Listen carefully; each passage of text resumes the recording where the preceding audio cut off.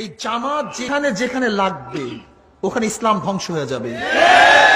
ইসলামী দলগুলো আমরা চাইতেছি আমরা একটা জোট গঠনের মাধ্যমে ইসলামের পক্ষে একটা বাক্স পাঠানো, এইটা আমাদের এখন চিন্তা।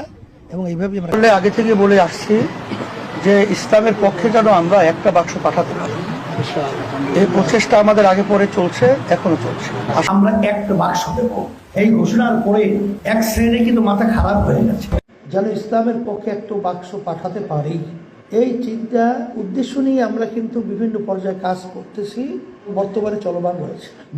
এই জন্য আমরা বলছিলাম যে আমরা সমস্ত ইসলামী দলগুলো আমরা নির্বাচনে যে একটা বাক্স দিতে পারি, এই ঘোষণা দিয়ে আমরা কাজ করতেছি। এই জামাত যেখানে যেখানে লাগবে ওখানে ইসলাম ধ্বংস হয়ে যাবে। জামাত লাগছে আলিয়া মাদ্রাসার মধ্যে, আলিয়া জামাত লাগছে ইত্তেহাদুল উম্মার মধ্যে, ইত্তেহাদুল উম্মা।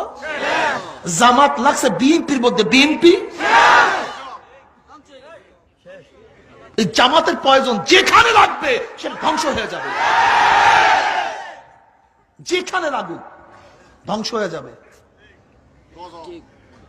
আল্লামা দারখাস্তি রহমাতুল্লাহ বলছেন, আল্লামা দারখাস্তি রহমাতুল্লাহ হাফিজুল হাদিস, যে হাফিজুল হাদিস 1 লক্ষের উপর হাদিস মুখস্থ ছিল, আব্দুল্লাহ দারখাস্তি রহমাতুল্লাহ আলাইহি, তিনি বলেছেন যদি কোন দেশ যদি কমিউনিস্টরা দখল করে নেয় সেখানেও একদিন ইসলাম আসতে পারে,